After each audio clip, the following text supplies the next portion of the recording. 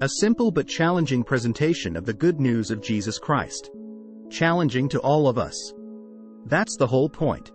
In this ever more polarizing time, the world desperately needs the good news of Jesus Christ. This good news is one that brings life, and abundantly.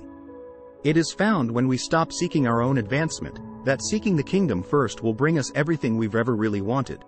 It is one where love covers over a multitude of sins and reconciling differences is easier and easier.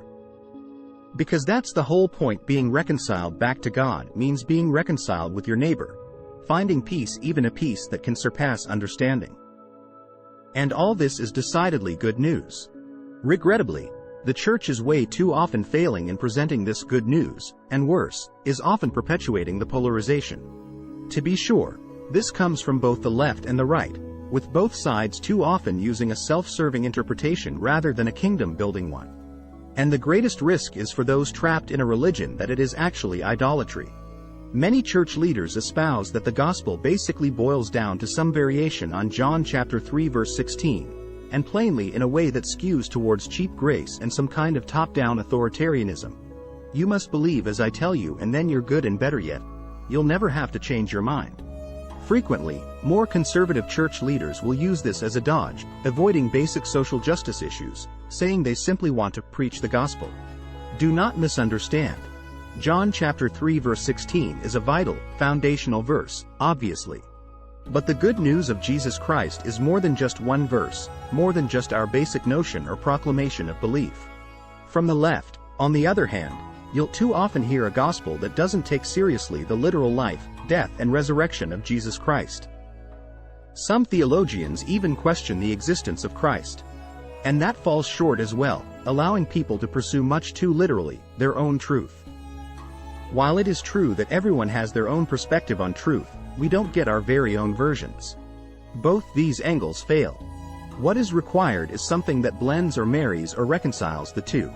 It's fundamentally and existentially about the tension of relationship, of humility, grace, mercy, and justice. A more incisive presentation is required that encompasses all this and presents this good news as freeing.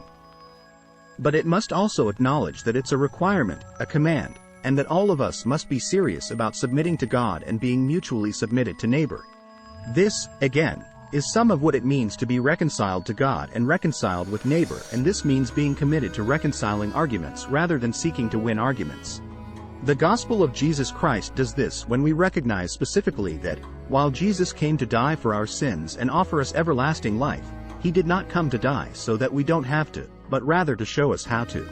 And the incredible good news is that the salvific atoning sacrifice that Jesus made and that we are to emulate is also what unlocks the abundant life we all crave in the first place. That salvation glory experience begins when we authentically enter into this reconciling mindset, letting the truth set us free rather than us seeking to set it free. That freedom that we all yearn for is, paradoxically or double-edgedly, found in full submission to God and mutual submission with our neighbor. And lest we think that this only applies to Christians, fine. Good. Yes, let's start there with just the church. Again, the world desperately needs this good news, and, too often, the church isn't delivering it, with our own members perhaps needing to hear it most of all.